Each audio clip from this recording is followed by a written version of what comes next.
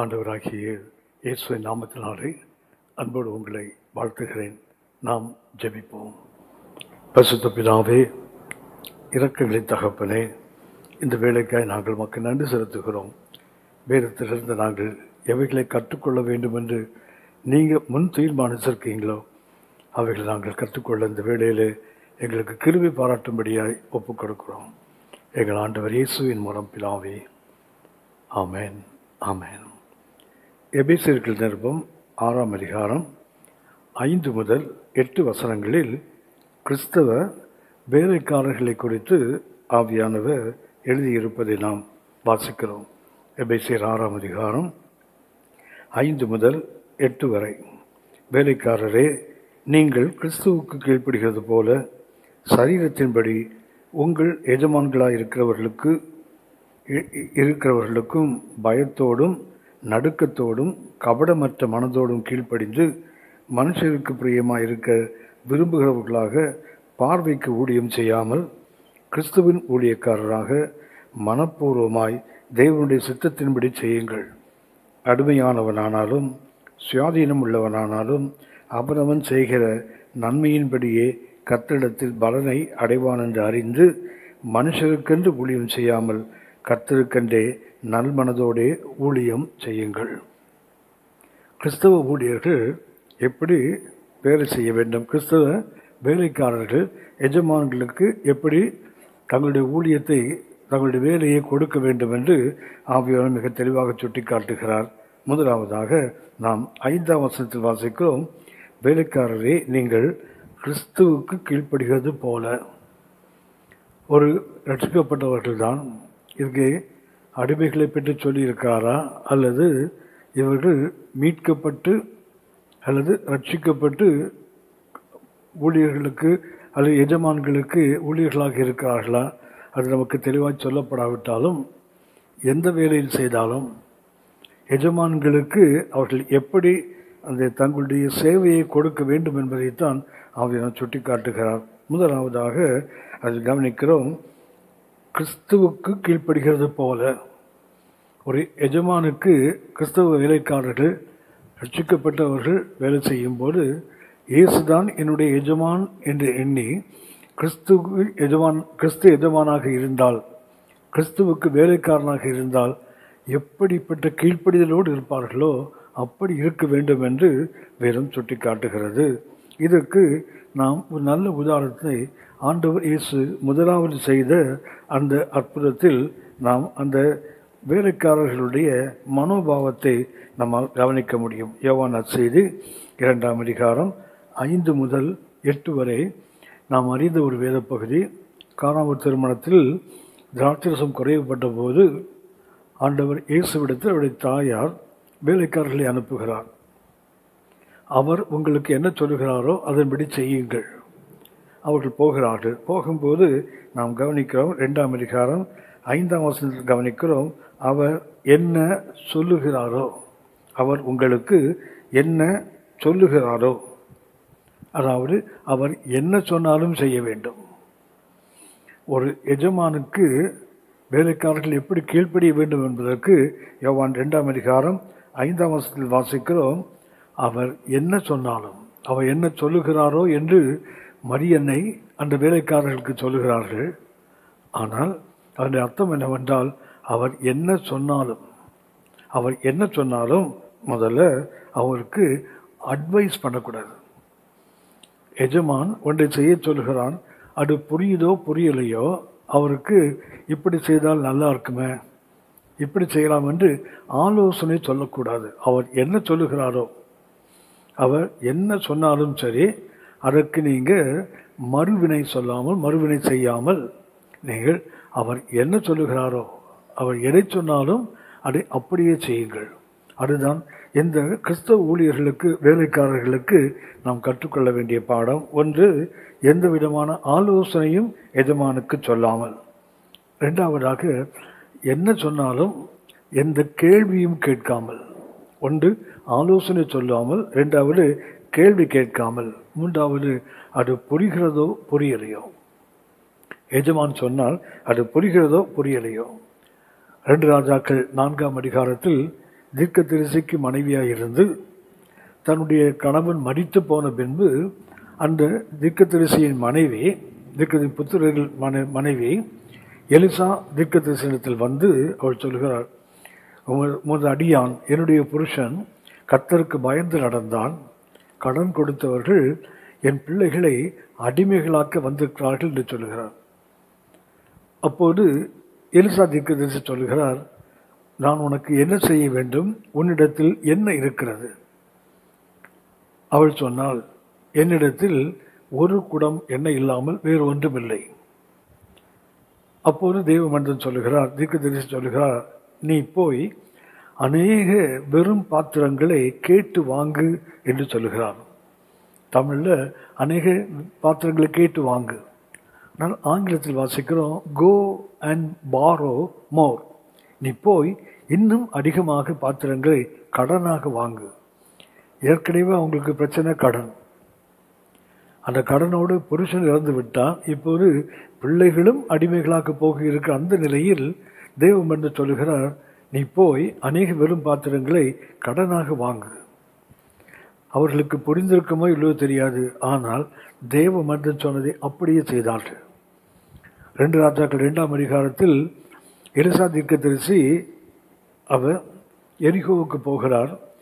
எரிகோவில் போகும்போது அங்கே உள்ள மனிதர்கள் சொல்லுகிறார்கள், இந்த நிலம் குடியிருப்புக்கு நல்லது, ஆனால் இங்கே தண்ணீர் அது பாழானது. இது பாழான ஒரு நிலம். ஏனென்றால் தண்ணீர் அது குடிப்பதற்கோ பயன்படுத்துவதற்கோ தகுதி இல்லாத ஒன்று.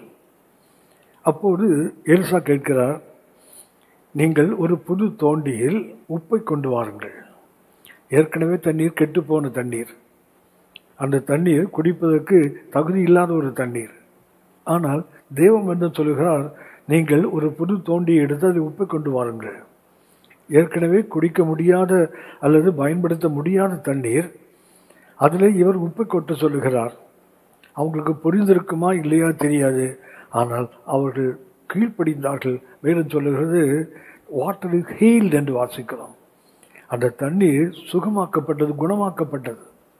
ஆகவே ஒரு வேலைக்காரன் தன் எஜமானுக்கு எப்படி கீழ்ப்படிய வேண்டும் என்றால், ஆண்டவர் இயேசுவுக்கு எப்படி அந்த கானாவூர் திருமணத்தில் அந்த மரியன்னையால் அனுப்பப்பட்ட அந்த வேலைக்காரர்கள் எந்த ஆலோசனையும் சொல்லவில்லை, எந்த கேள்வியும் கேட்கவில்லை, அவர்களுக்கு புரிந்ததோ புரியதோ தெரியவில்லை, ஆனால் அவர்கள் கீழ்ப்படிந்தார்கள். இதைத்தான் ஒரு வேலைக்காரன் ஒரு எஜமானுக்கு எப்படி கீழ்ப்படிய வேண்டும் என்பதற்கு ஒரு நல்ல உதாரணம் யோவான் 2ஆம் அதிகாரம் 5ஆம் வசனம். அடுத்து ஆண்டவர் இயேசு சொல்லுகிறார், யோவான் 2ஆம் அதிகாரம் 6-7 வசனங்களில் வாசிக்கிறோம், யூதர்கள் தங்களை சுத்திகரிக்கும் முறைமையின்படியே ஒவ்வொன்று 2-3 குடம் தண்ணீர் கொள்ளத்தக்க 6 கற்சாடிகள் அங்கே வைத்திருந்தது. இயேசு வேலைக்காரரை நோக்கி, ஜாடிகளிலே தண்ணீர் நிரப்புங்கள் என்றார். அவர்கள் அவைகளை நிறைய நிரப்பினார்கள்.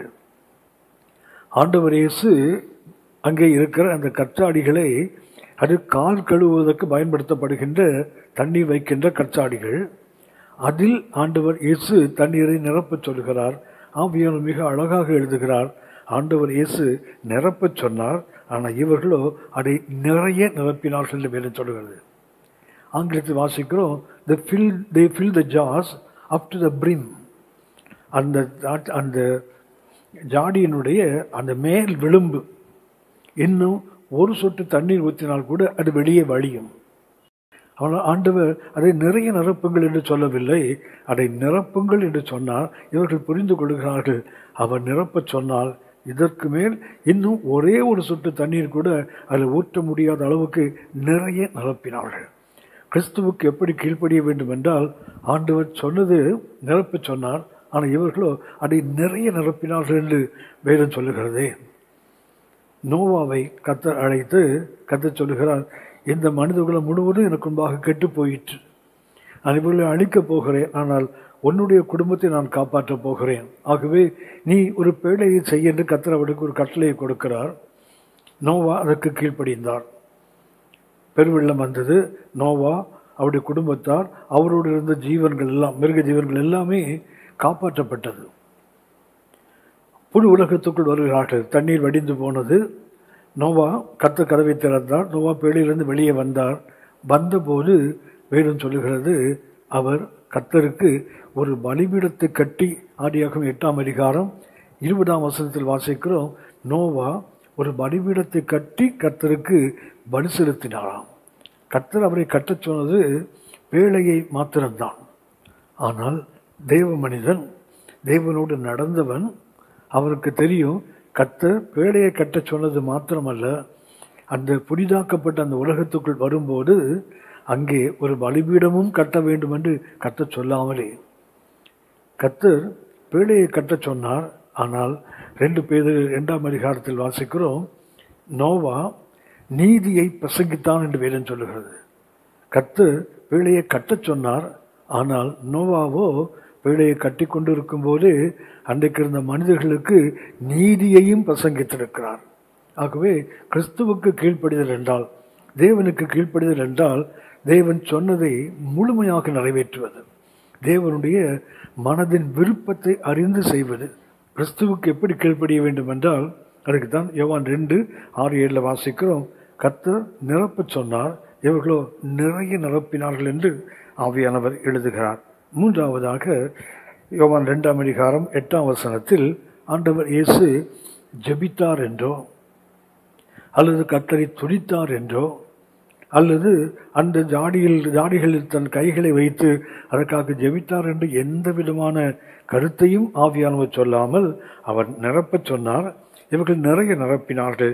8ஆம் வசனத்தில் வாசிக்கிறோம், அவர்களை நோக்கி, நீங்கள் இப்பொழுது மொண்டு பந்து விசாரிப்பு காண்டத்தில் கொண்டு போங்கள் என்றார். அவர்கள் கொண்டு போனார்கள். கிறிஸ்துவுக்கு கீழ்ப்படிதல் என்றால் அடுத்தது கொண்டு போங்கள். மொண்டு கொண்டா இவங்க நல்லா தெரியும், இவர்கள் ஊற்றினது கால் கழுவுகிற ஜாடிகளில் தண்ணீரை ஊற்றியிருக்காங்க. இவர்கள் தான் தண்ணீரை ஊற்றினார்கள். ஆண்டவர் இயேசு ஜெபித்ததாகவோ அல்லது ஆண்டவர் வானத்தை பார்த்து துடித்ததாகவோ அல்லது தண்ணீரின் மேல் கைகளை வைத்து ஜெபித்ததாகவோ எந்த அடையாளமும் இல்லை. ஆனால் அவர்கள் ஊற்றினார்கள். மொண்டு கொண்டு போய் என்றால் எந்த தயக்கமும் இல்லாமல் அவர்கள் அது இயேசு சொன்னதை அப்படியே செய்கிறார்கள். ஸோ இதைத்தான் எபேசியர் 6ஆம் அதிகாரம் 5ஆம் வசனம் வாசிக்கிறோம், வேலைக்காரர்கள் கிறிஸ்துவுக்கு கீழ்ப்படுகிறது போல. அடுத்து நாம் கவனிக்கிறோம், இது ஆண்டவர் இயேசுவுக்கு அந்த வேலைக்காரர்கள் யார் என்றே வேதம் சொல்லலை. அவர்கள் இயேசுவை முதல் அற்புதம். ஆகவே அவர்கள் இயேசுவை அறிந்தவர்களா இல்லை இயேசு அற்புதம் செய்ய முடியும் என்று அவர்களுக்கு தெரியுமா, அது நமக்கு வேதம் சுட்டி காட்டவில்லை. ஆனால் மரியனை சொல்லி அனுப்பினார்கள், அவர் உங்களுக்கு என்ன சொல்லுகிறாரோ அவர் என்ன சொன்னாலும் அதை செய்யுங்கள், அவ்வளவுதான்.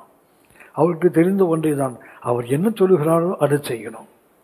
இதைத்தான் எபேசியர் 6ஆம் அதிகாரம் 5ஆம் வசனம் கிறிஸ்தவ வேலைக்காரர்களுக்கு எஜமான்களுக்கு எப்படி கீழ்ப்படிய வேண்டும் என்றால், அவர் என்ன சொல்லுகிறாரோ.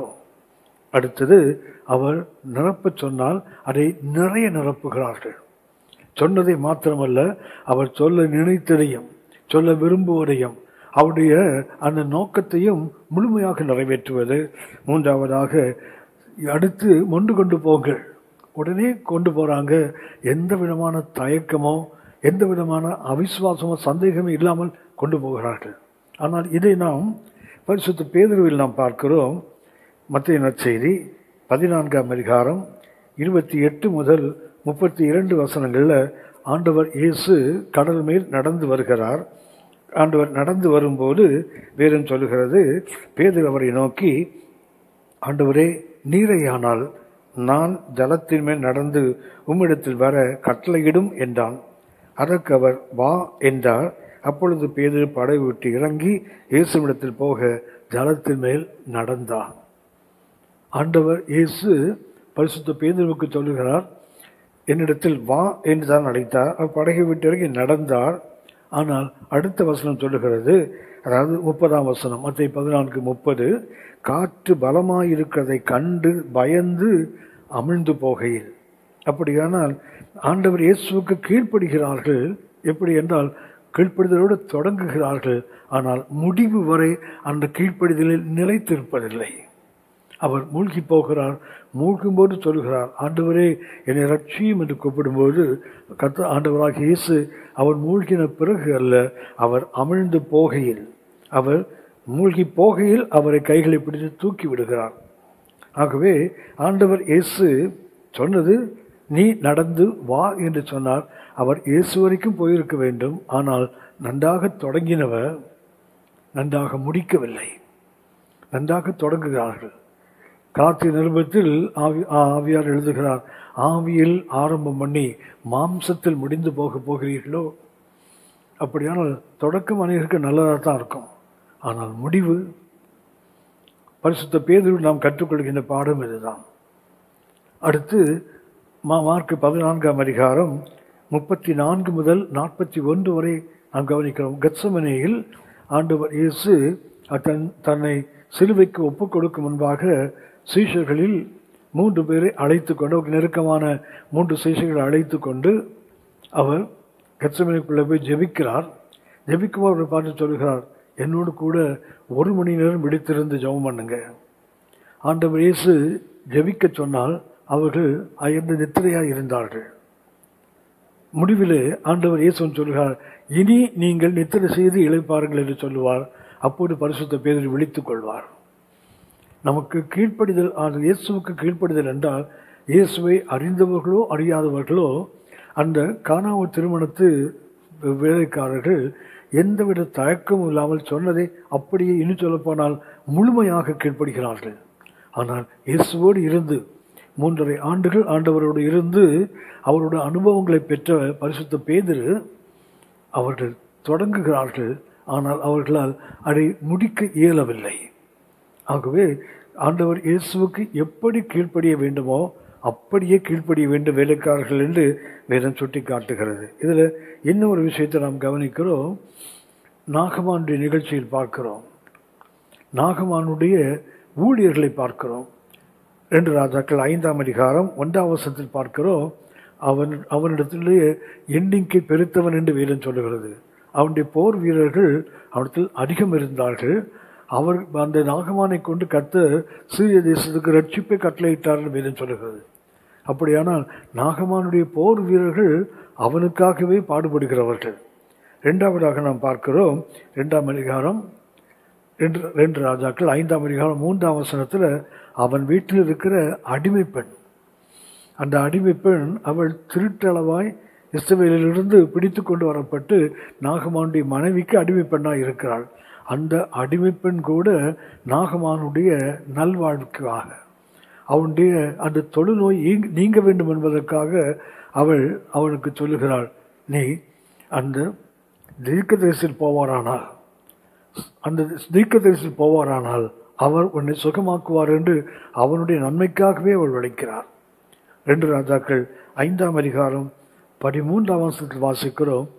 எலியா தீர்க்கதரிசி யோர்தான் நதியில் போய் 7 முறை மூழ்கி நீ போய் என்று சொன்னபோது, ஆனால் அவனால் ஏற்றுக்கொள்ள முடியவில்லை, நாகமானால் ஏற்றுக்கொள்ள முடியவில்லை. அப்போது அவனுடைய ஊழியக்காரர்கள் அவனுக்கு சொல்லுகிறார்கள், அவனுடைய வேலைக்காரர்கள் சொல்லுகிறார்கள், தகப்பனே, ஒரு பெரிய காரியத்தை செய்திருந்தா நீ கீழ்ப்படுவீங்களா? இது யோர்தானில் மூழ்க வேண்டியது தானே, ஏன் இதை மூழ்கக்கூடாது? அப்படின்னா நாகமானுடைய 3 விதமான ஊழியர்களை பார்க்கிறோம். போர் வீரர்கள், அவனுடைய மனைவிக்கு அடிமையாக இருக்கிற பெண், அடுத்தது அவனுடைய வேலைக்காரர்கள். எல்லாருமே அந்த நாகமானுடைய நன்மைக்காகவே பாடுபடுகிறார்கள்.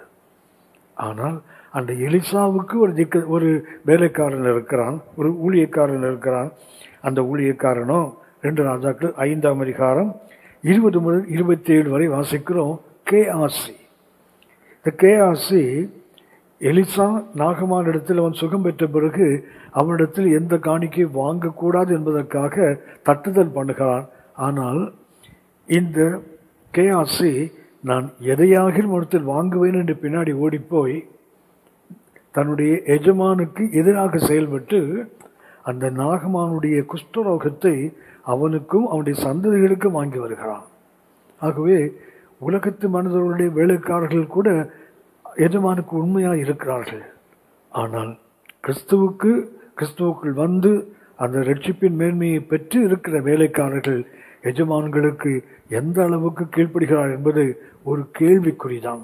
ஆகவே எபேசியர் 6ஆம் அதிகாரம் 5 முதல் 8 வரை உள்ள வசனங்களில் கிறிஸ்தவ வேலைக்காரனுடைய தன்மை எப்படி இருக்க வேண்டும் என்றால் obeying to Christ. கிறிஸ்துவுக்கு எப்படி கீழ்ப்படிவார்களோ அப்படியே கீழ்ப்படிய வேண்டும். இரண்டாவதாக எபேசியர் 6ஆம் அதிகாரம் 5ஆம் வசனத்தில் வாசிக்கிறோம், இந்த ஊழியர்கள் தங்களுடைய இந்த முழு மனதோடு தங்கள் எஜமான்களுக்கு கீழ்ப்படிய வேண்டும் அல்லது ஊழியம் செய்ய வேண்டும் என்று சொல்கிறார். எபேசியர் 6ஆம் அதிகாரம் 5ஆம் வசனம், சரீரத்தின்படி உங்கள் எஜமான்களாய் இருக்கிறவர்களுக்கும் பயத்தோடும் நடுக்கத்தோடும் கபடமற்ற மனதோடும் கீழ்ப்படிந்து. அந்த கபடமற்ற மனது என்பதற்கு சின்சியர் ஹார்ட், அதாவது கபடம் இல்லாத ஒரு இருதயம், அந்த சின்சியர் ஹார்ட். இந்த சின்சியர் என்பதை நீங்கள் அறிந்திருப்பீர்கள். உண்மை உள்ள என்பதற்கு பொதுவாக பயன்படுத்துகின்ற வார்த்தை சின்சியர். ஆனால் அந்த சின்சியர் என்பது ஒரு லத்தீன் வார்த்தையிலிருந்து வருகிற 2 லத்தீன் வார்த்தைகளுடைய கூட்டு தான் ஆங்கிலத்தில் சின்சியர். சினே சேரா, 2 லத்தீன் வார்த்தை, சினே சேரா.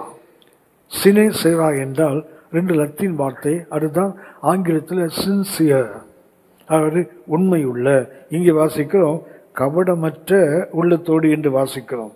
கபடமற்ற மனதோடு கீழ்ப்படிய வேண்டும், கிறிஸ்துவுக்கு கீழ்ப்படிவது போல கீழ்ப்படிய வேண்டும். என்றாவது கபடமற்ற மனதோடு கிறிஸ்துவுக்கு எஜமான்களுக்கு கீழ்ப்படிய வேண்டும் என்று சொல்கிறது. அந்த சினே சேரா என்றால் விதவுட் வேக்ஸ். ரோம் நாட்டில் அவர்கள் அநேக சிலைகளை செய்வார்கள். போர்வைகள், அதாவது மார்பிளில், சலவைக்கல்லிலே ஒரே கல்லிலிருந்து ஒரு சிலையை செய்வார்கள். அதை செய்து முடித்து அதை முழுமையாக முடித்த பிறகு அதை அரசாங்க அதிகாரிகள் வந்து பார்த்து அதை அந்த உருவத்தினுடைய தலையிலிருந்து கால் வரை அவர்கள் செய்து ஒரு மனித வடிவாக இருக்கட்டும் அல்லது ஒரு மிருகமாக இருக்கட்டும், எதாக இருந்தாலும் அதை அவர்கள் முழுவதுமாக பரிசோதித்து அதில் எந்த விதமான ஒட்டு வேலையும் இல்லை. அதாவது ஒரு சிலையை செய்கிறார்கள், கடைசியில் முகத்தை முடிக்கும்போது ஒரே கல்லில் செய்த சிலை, அது ஒருவேளை இந்த மூக்கு பகுதியில் ஒரு சின்ன செசில் வச்சு அவர்கள் தட்டும்போது இந்த மூக்கின் ஒரு பகுதி உடைந்து விட்டால் அநேக நாட்கள் பிரயாசப்பட்டு செய்த அந்த சிலை பயனற்று போயிடும். ஆகவே அந்த சிற்பிகள் என்ன செய்வாங்க சொன்னால், மெழுகை உருக்கி அந்த உடைந்த பகுதியில் வைத்து உடைந்த பகுதியை அதை ஒட்டி அது மறுபடியும் பாலிஷ் பண்ணி அது ஒட்டப்பட்டது தெரியாத விதத்தில் செய்வார்கள். ஆனால் அந்த அரசாங்க அதிகாரிகள் இதை பார்க்கும்போது அவர்கள் மிக உன்னிப்பாக பார்த்து எங்கேயாவது உடைந்து ஒட்டப்பட்டிருக்கிறான்னு பார்ப்பார்கள். அது எங்கேயும் அந்த மெழுகு வேலை இல்லை, ஒட்டி வைக்கப்பட்ட வேலை இல்லை என்றவர்கள் கண்டால்தான் அவர்கள் சினே சேரா என்ற ஒரு முத்திரையை அந்த சிலைக்கு கொடுப்பாங்க. நம்ம நாட்டில் ஐஎஸ்ஐ முத்திரை போல, அந்த தரக்கட்டுப்பாட்டுக்கு பயன்படுத்தும் முத்திரை போல, ரோமர்கள் சினே சேரா என்ற அந்த முத்திரையை கொடுப்பார்கள். அந்த வார்த்தை தான் இங்கே அந்த கபடமற்ற மனதுன்னு போட்டிருக்குது. அதாவது சொல்லப்போனால் கபடமற்ற விசுவாசம் என்று வாசிக்கிறோம். தீமோத்தேயுவில் இருக்கிற விசுவாசம் ஒன்று இருக்கிற கபடமற்ற விசுவாசம். அந்த விசுவாசம் என்ன இல்லை, ஒட்டு வேலை இல்லை, அது உடைந்து மறுபடியும் உருவாக்கப்பட்டதில்லை, அது முழுமையானது என்பதை குறிக்கின்ற வார்த்தை. அப்படின்னா கிறிஸ்தவ வேலைக்காரர்கள் தங்கள் எஜமான்களுக்கு எப்படி கீழ்ப்படிய வேண்டும் என்றால் வித் a sincere heart, அதாவது எந்த விதமான ஒட்டு வேலையும் இல்லாமல் எந்த விதமான மாய்மாலமும் இல்லாமல் அவர்கள் அந்த கபடமற்ற மனதோடு கீழ்ப்படிய வேண்டுமா. பயத்தோடும் நடுக்கத்தோடும் அந்த எஜமான்களுக்கு கபடமற்ற மனதோடு கீழ்ப்படிய வேண்டும் என்று வேதம் சொல்லுகிறது. 2 கொரிந்தியர் 1ஆம் அதிகாரம் 12ஆம் வசனத்தில் நாம் வாசிக்கிறோம்.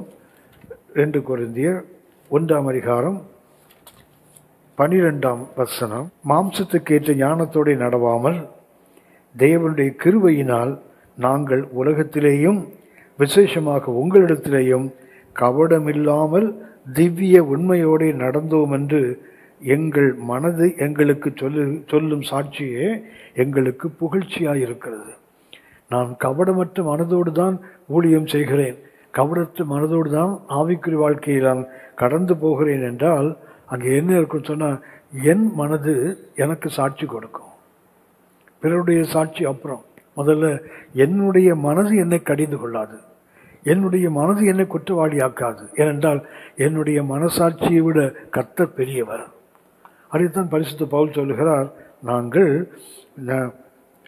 உலகத்திலேயும் விசேஷமாக உங்களிடத்திலேயும் கபடமில்லாமல் திவ்ய உண்மையோடு நடந்தோம் என்று எங்கள் மனதுக்கு எங்களுக்கு சொல்லுகிற சாட்சியே எங்களுக்கு புகழ்ச்சியாக இருக்கிறது.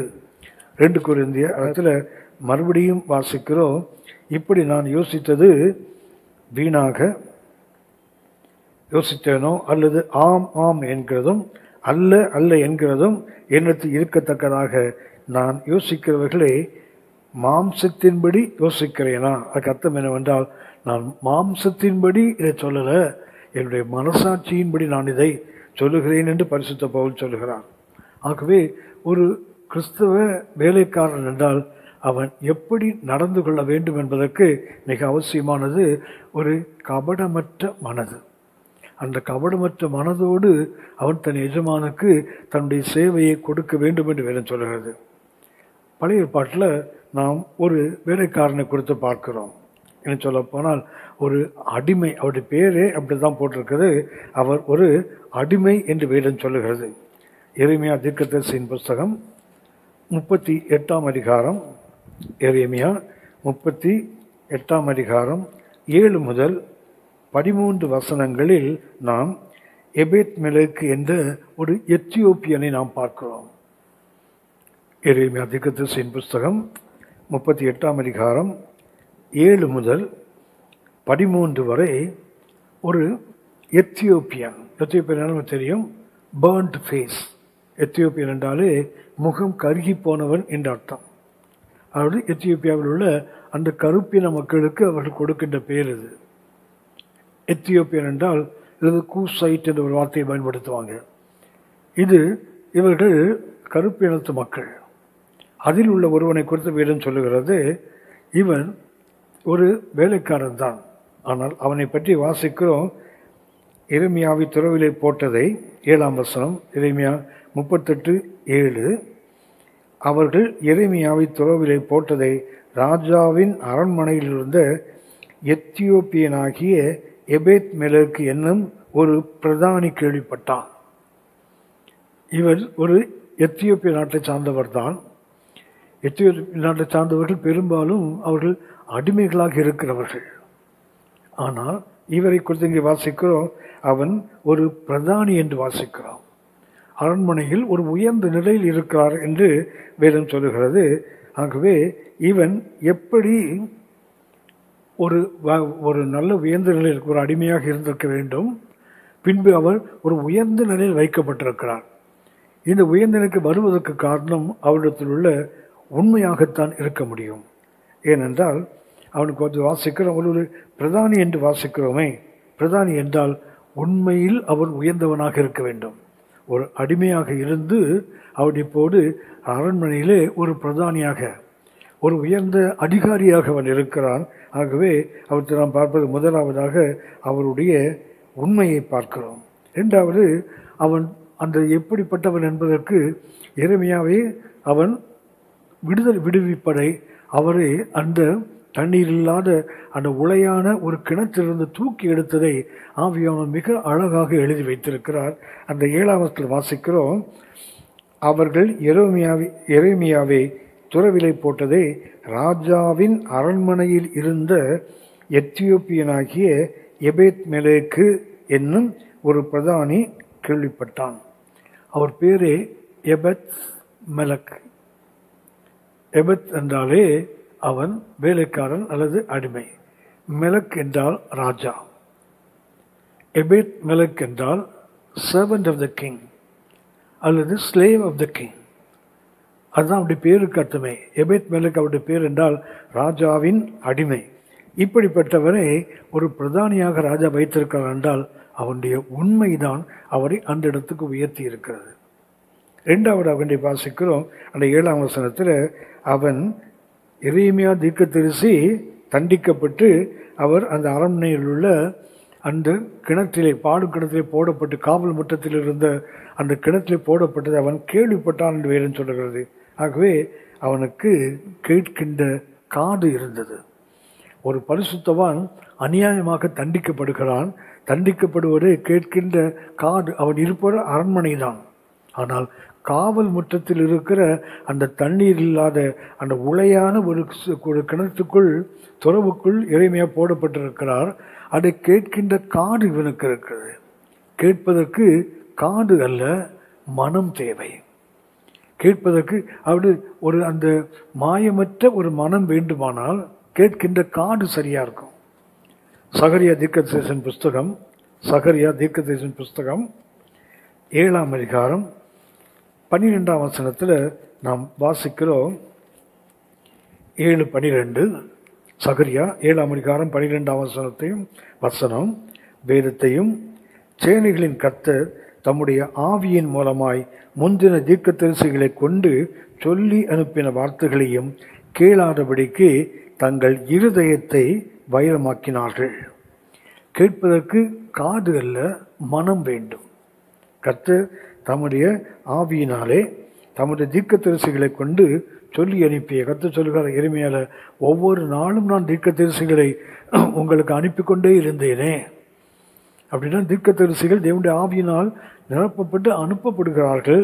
ஆனால் வேதம் சொல்லுகிறது, கேளாதபடிக்கு தங்கள் இருதயத்தை வைரமாக்கினார்கள், கடினமான கல்லாக மாற்றினார்கள் என்று வேதம் சொல்லுகிறது. ஆகவே கேட்பதற்கு காது அல்ல, மனம் வேண்டும்.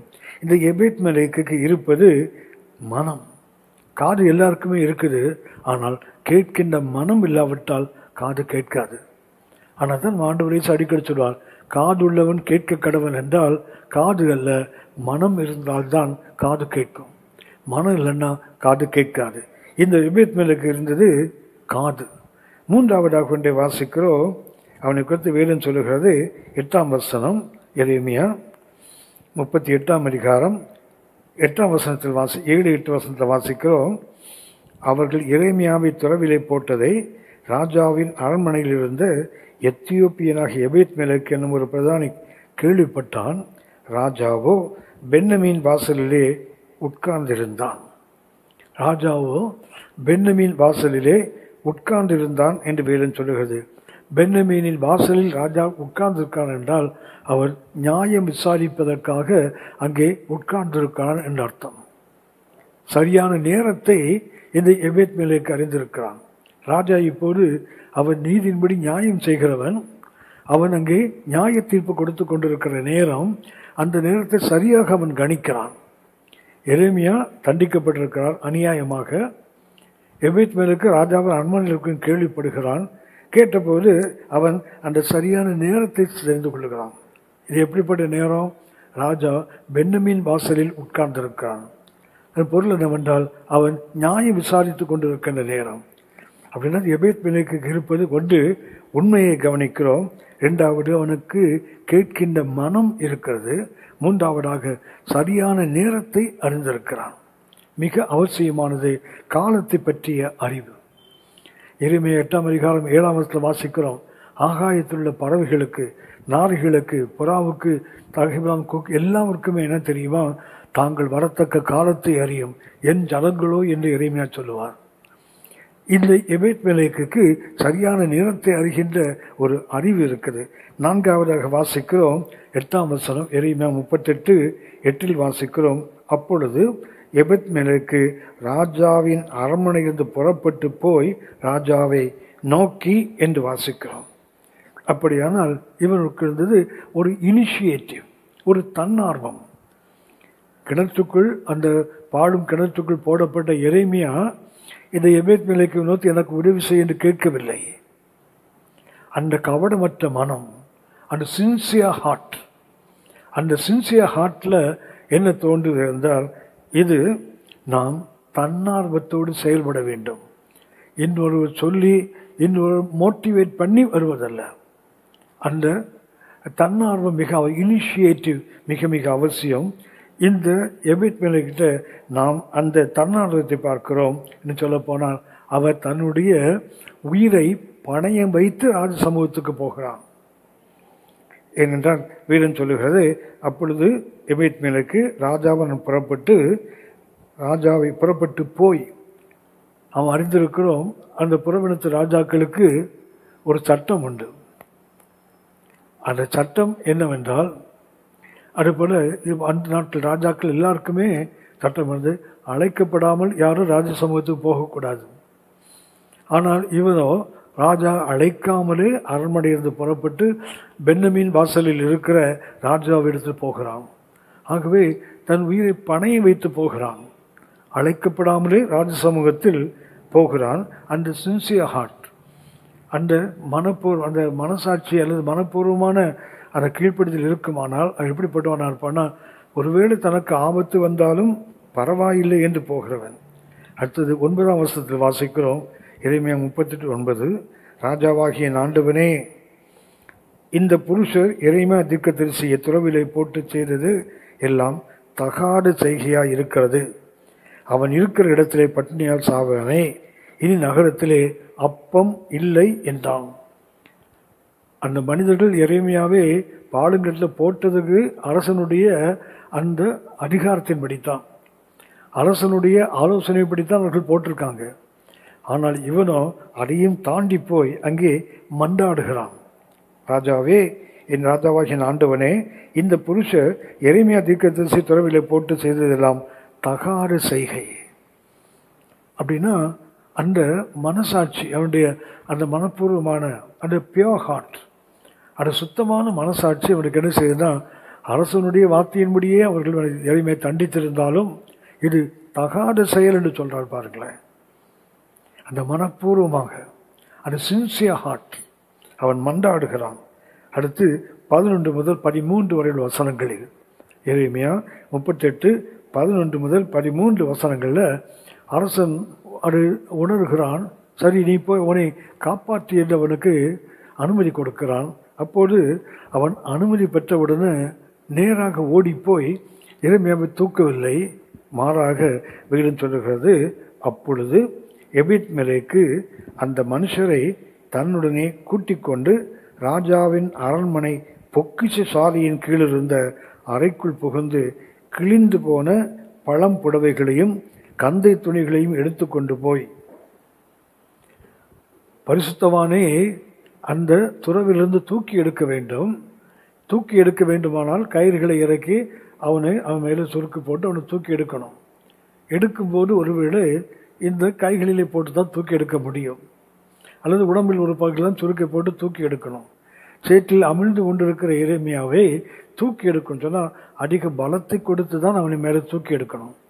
தூக்கி எடுக்கும்போது அந்த கயிறுகள் அவனை சேதப்படுத்தக்கூடாது என்பதற்காக அவன், வேதம் சொல்லுகிறது, அவன் அரண்மனை பொக்கிஷ சாலையில் போய் அங்கே இருந்த கிழிந்து போன பழம்புடவைகள் கந்தை துணிகளை எடுத்து, வேதம் சொல்லுகிறது, அவைகளை கயிறுகளினால் எரேமியா வண்டைக்கு துறவில் இறக்கிவிட்டு எபேத்மெலேக்கின் எத்தியோப்பியன் எரேமியாவுடனே கிழிந்து போன இந்த பழம்புடவைகளையும் கந்தைகளையும் உம்முடைய அக்குள்களில் கயிறுக்குள் அடக்கி வைத்து போட்டுக்கொள்ளும் என்றான். அப்படியே எரேமியா செய்தான் என்று வேதம் சொல்கிறது. அப்படின்னா அவனை காப்பாற்றும் போது கூட, அவனை தூக்கி எடுக்கும் போது கூட அவனுக்கு சேதங்கள் வரக்கூடாது என்று அவன் எவ்வளவு முன்னெச்சரிக்கையாக அதை செய்கிறான் பாருங்க. ஒரு சின்சியர் ஹார்ட், ஒரு உண்மை உள்ள மனதோடு ஒரு எஜமானுக்கு வேலை செய்கிறதா எப்படி இருப்பான்னா, ஒரு அரசனுடைய பிரதானி தான் ஒரு அடிமையாக இருந்து பிரதானியாக மாறி இருக்க வேண்டும். என ஒரு பேரு கத்துமை எபேத்மெலேக், அது slave of the king, servant of the king. ஒரு அடிமையாக இருந்தவன் பிரதானியாக மாறி இருக்கான் என்றால் அவன் எந்த அளவுக்கு உண்மை. நான் கவனித்த இந்த வேத பகுதி எரேமியா 38ஆம் அதிகாரம் அந்த 7 முதல் 13 வசனங்களில் அவன் ஒரு பரிசுத்தவான் அநியமாக தண்டிக்கப்படும் போது அவன் அரசனுடைய வேலைக்காரன் தான். ஆனால் அவன் ஒரு பரிசுத்தவான் அநியாயமாக தண்டிக்கப்படும் போது அவனை தூக்கி எடுப்பதற்கு அவன் செய்த செய்கைகளை கர்த்தர் பார்க்கிறார். கர்த்தர் பார்த்தபடியினாலே கர்த்தர் அவனுக்கு ஒரு மேன்மையான ஒரு வாக்குத்தத்தத்தை கொடுக்கிறார். வேதம் சுற்றி எரேமியா 39ஆம் அதிகாரம், எரேமியா 39ஆம் அதிகாரம் 16, 17, 18 வசனங்கள். எரேமியா தூக்கி எடுக்கப்பட்டு விட்டார், அவர் காவல் முற்றத்தில் இருக்கிறார். அப்போது கர்த்தருடைய வார்த்தை காவற் சேலையின் முற்றத்திலே அடைக்கப்பட்டிருக்கிற எரேமியாவுக்கு வருகிறது. தூக்கி எடுக்கப்பட்ட எரேமியா காவல் முற்றத்தில் அடைக்கப்பட்டிருக்கிறார். அப்போது கர்த்தருடைய வார்த்தை எரேமியாவுக்கு வருகிறது. அப்போது கர்த்தர் சொல்கிறார், நீ போய் எத்தியோப்பியனாகிய எபித்மெலேத்துக்கு சொல்ல வேண்டியது என்னவென்றால், இதோ என்னுடைய வார்த்தைகளை இந்த நகரத்தின் மேல் நன்மையாக அல்ல தீமையாகவே வர பண்ணுவேன். கர்த்தர் தான் தெரிந்து கொண்ட நகரத்தின் மேல் தீமையாக வர பண்ணுவேன் என்று சொல்கிறார். அவைகள் அந்நாளிலே உன் கண்களுக்கு முன்பாக நிறைவேறும் என்று இஸ்ரவேலின் தேவனாகிய சேனைகளை கர்த்தர் சொல்லுகிறார். அந்த எபேத்மெலேக்கு சொல்லுவதற்காக எரேமியாவுக்கு கர்த்தர் வார்த்தையை கொடுக்கிறார். நீ போய் அவனுக்கு சொல்லு, நான் தெரிந்து கொண்ட இந்த நகரத்தை நான் கைவிடுவேன், அது முற்றுகையிடப்படும், அழிக்கப்படும், அதை உன் கண்கள் காணும். ஆனால் அந்நாளிலே உன்னை தப்புவிப்பேன் என்று கர்த்தர் சொல்லுகிறார். நீ பயப்படுகிற மனுஷரின் கையிலே ஒப்பு கொடுக்கப்படுவதில்லை, உன்னை நிச்சயமாக விடுவிப்பேன், நீ பட்டயத்துக்கு இரையாவதில்லை, நீ என்னை நம்பினபடியால் உன் பிராணன் உனக்கு கிடைத்த கொள்ளை பொருளை போல இருக்கும் என்று கர்த்தர் சொல்லுகிறார் என்றார். அப்படின்னா அரசனை கர்த்தர் கைவிடுகிறார். அவர் அபிஷேகம் பண்ண ராஜா, அவர் தெரிந்து கொண்ட நகரம், அவர் தெரிந்து கொண்ட ஜனங்கள் எல்லாம் அடிமையாக போகிறாங்க. ஆனால் கர்த்தர் சொல்கிறார், அதன் நடுவிலும் இந்த எபேத்மெலேக்கு நான் பாதுகாப்பேன். கர்த்தர் சொல்கிறார், நீ பட்டயத்துக்கு இரையாவதில்லை, நீ என்னை நம்பினபடியினால் உன் பிராணன் உனக்கு கிடைத்த கொள்ளை பொருளை போல் இருக்கும். நகரம் அழிக்கப்படுகிறது, அரசன் அடிமைப்படுத்த போகிறார், மக்கள் அடிமைகளாக போக போகிறார்கள். ஆனால் கர்த்தர் சொல்கிறார், நான் உன்னை விடுவிப்பேன். காரணம் என்றால் அந்த மனசாட்சி, இன்னும் சொல்ல போனால் அந்த சின்சியர் ஹார்ட். இதைத்தான் ஒரு கிறிஸ்தவ வேலைக்காரனிடத்தில் கர்த்தர் எதிர்பார்க்கிறார். எஜமான்களுக்கு செய்ய வேண்டிய அந்த வேலையை எப்படி செய்ய வேண்டும் என்று. மூன்றாவதாக எபேசியர் 6ஆம் அதிகாரம் 6ஆம் வசனத்தில் வாசிக்கிறோம், நாட் மென் ப்ளீசிங். ஒரு கிறிஸ்தவ வேலைக்காரன் மனிதர்களை பிரியப்படுத்துவதற்காக அவன் அந்த வேலையை செய்யக்கூடாது. மனுஷருக்கு பிரியமாயிருக்க விரும்புகிறவர்களாய் பார்வைக்கு ஊழியம் செய்யாமல். அர்த்தம் என்னவென்றால் நாட் மென் ப்ளீசிங். ஒரு காலத்திலும் கிறிஸ்தவ ஊழியர்கள், கிறிஸ்தவ வேலைக்காரர்கள் தங்கள் எஜமான்களுக்கு அவர்கள் மனிதர்கள் பார்க்கிறதற்கு மனுஷர்கள் பார்வைக்கு உண்மையுள்ள ஊழியர்கள் போல நடந்து கொள்ளக்கூடாது என்று ஆண்டவர் இயேசு ஏற்கனவே சொல்லியிருப்பார். யோவான் செய்தி 5ஆம் அதிகாரத்தில் ஆண்டவர் 44ஆம் வசனத்தில் நாம் வாசிக்கிறோம். யோவான் 5:44, தேவனாலே மாத்திரம் வருகிற மகிமையை தேடாமல் ஒருவரால் ஒருவர் மகிமையை ஏற்றுக்கொள்ளுகிற நீங்கள் எப்படி விசுவாசிப்பீர்கள்? அதாவது தேவனால் வருகின்ற மகிமைக்காகத்தான் ஒன்றை செய்ய வேண்டுமே தவிர ஒருவரால் ஒருவர் மகிமையை ஏற்றுக்கொள்ளுகிற நீங்கள் எப்படி விசுவாசிப்பீர்கள் என்று ஆண்டவர் இயேசு சொல்லுவார். அப்படின்னா மற்றவர்கள் நம்மை பாராட்ட வேண்டும் அல்லது ஒருவரால் ஒருவர் மகிமையை ஏற்றுக்கொள்ள வேண்டும் என்பதற்காக ஊழியம் செய்யக்கூடாது. அதே போல யோவான் 12ஆம் அதிகாரம் திரும்பவும் ஆண்டவர் இயேசு சொல்லுகிறார். யோவான் 12:43-44 வசனங்களில் வாசிக்கிறோம், அவர்கள் தேவனால் வருகின்ற மகிமையிலும் மனுஷனால் வருகிற மகிமையை அதிகமாக விரும்பினார்கள்.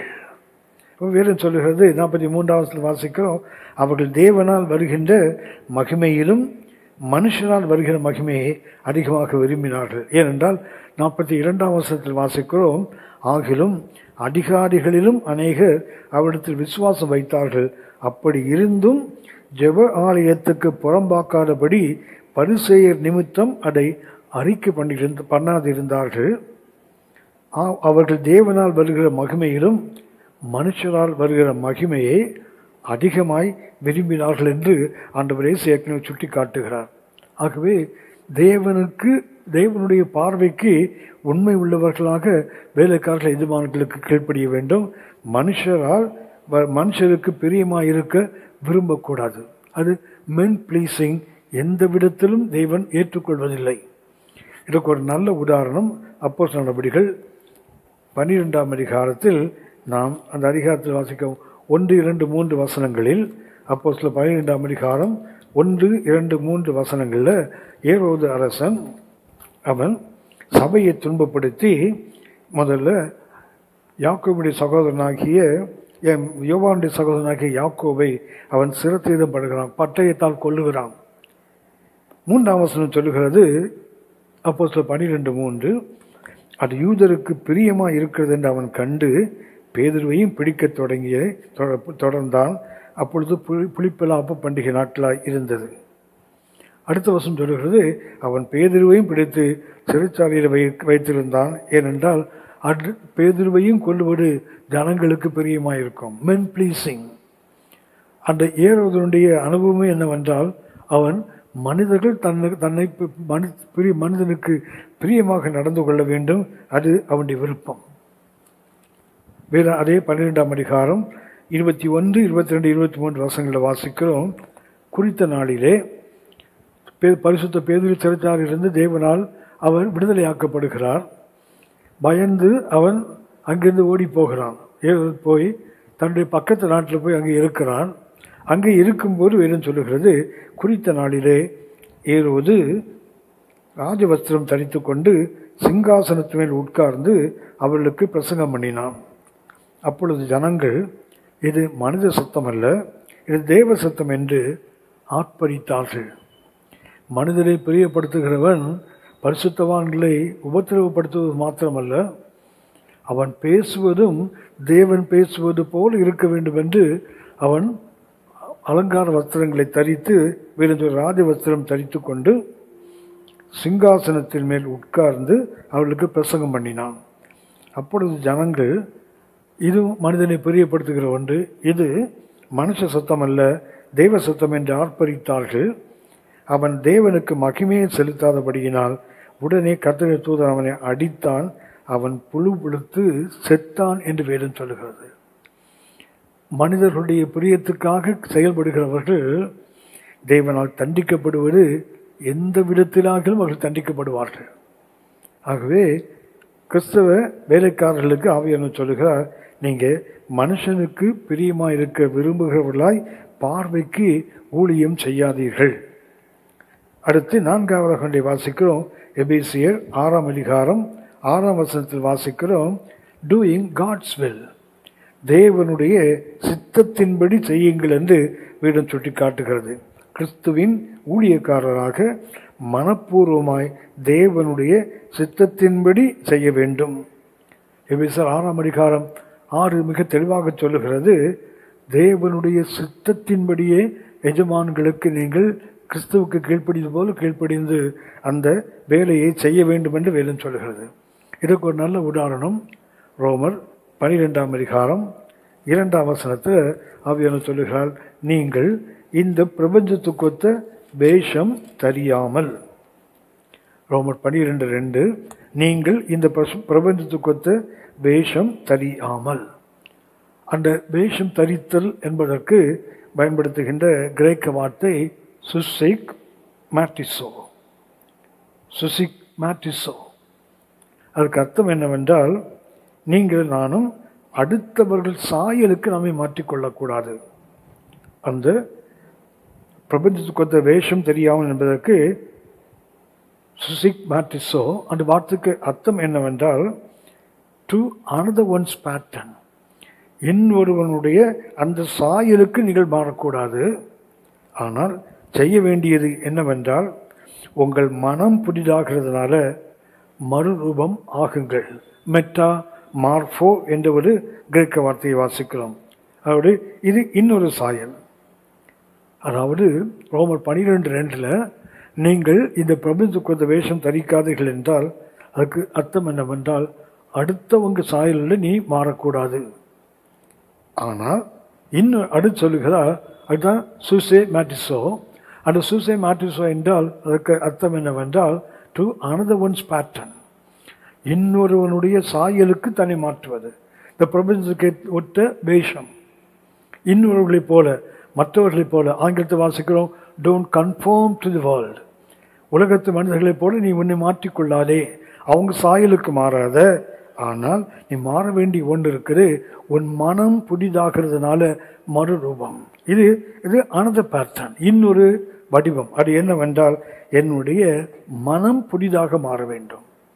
ஒன்று, அடுத்தவங்க சாயலில் நீ மாறக்கூடாது, மாறாக நீ உன்னுடைய மனதை புதிதாக்கி கொண்டால் தேவனுடைய சித்தம், நன்மையான பிரியமான பரிபூர்ணமான சித்தம் என்னதென்று நீ புரிந்து கொள்ளலாம், அறிந்து கொள்ளலாம், விளங்கி கொள்ளலாம். அதுதான் ரோமர் 12 என்னுடைய அர்த்தம்.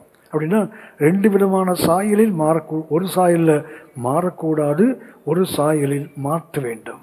ஒன்று, அடுத்தவர்களுடைய சாயலுக்கு நாம் மாறக்கூடாது, ஆனால் நம்முடைய மனம் அது தேவ சாயலுக்கு மாற வேண்டும். அது மறு ரூபமாக வேண்டும், டிரான்ஸ்ஃபர்மேஷன். அது மறுரூபமாக வேண்டும். இதைத்தான் சொல்லுகிறார், நீ தேவ சித்தத்தின்படி செய்ய வேண்டுமானால் அடுத்தவங்களை போல மாறாத உன் மனம் புதிதாக மாறி அது மறுரூபமாகட்டும். அடுத்து உன்னை சுட்டி காட்டுகிறார், இந்த கிறிஸ்தவ ஊழியர்களுக்கு நீங்கள் கர்த்தருக்கு ஊழியம் செய்யுங்க. முதல்ல கிறிஸ்துவுக்கு கீழ்ப்படுகிறது போல, இரண்டாவதாக ஒரு சின்சியர் ஹார்ட், இது ஒரு மாயமற்ற மனது. மூன்றாவதாக மனிதனுடைய பார்வைக்கு, மனிதனுடைய பாராட்டுக்கு நீ ஊழியம் செய்யாத. நான்காவதாக தேவனுடைய சித்தத்தின்படி ஊழியம் செய். ஐந்தாவது வேதம் சொல்லுகிறது, கர்த்தருக்கு ஊழியம் செய். எபேசியர் 6ஆம் அதிகாரம் 7-8 வசனங்களில் வாசிக்கிறோம். அடிமையானவனானாலும் சுயாதீனமுள்ளவனானாலும் அவனவன் செய்கிற நன்மையின்படியே கர்த்தரிடத்தில் பலனை அடைவான் என்று அறிந்து மனுஷருக்கென்று ஊழியம் செய்யாமல் கர்த்தருக்கென்றே நல் மனதோடு ஊழியம் செய்யுங்கள்.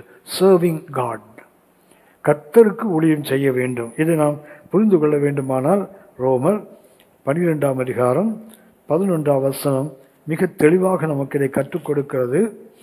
ரோமர் 12:11, அசதியாயிராமல் ஜாக்கிரதையாயிருங்கள், ஆவியிலே அனலாயிருங்கள், கர்த்தருக்கு ஊழியம் செய்யுங்கள். அசதியாயிராமல் ஜாக்கிரதையாயிருங்கள். அடுத்தது, ஆவியிலே அனல் உள்ளவராயிருங்கள், கர்த்தருக்கு ஊழியம் செய்யுங்கள். கர்த்தருக்காக ஊழியம் செய்வதல்ல, கர்த்தருக்கு ஊழியம் செய்தல்.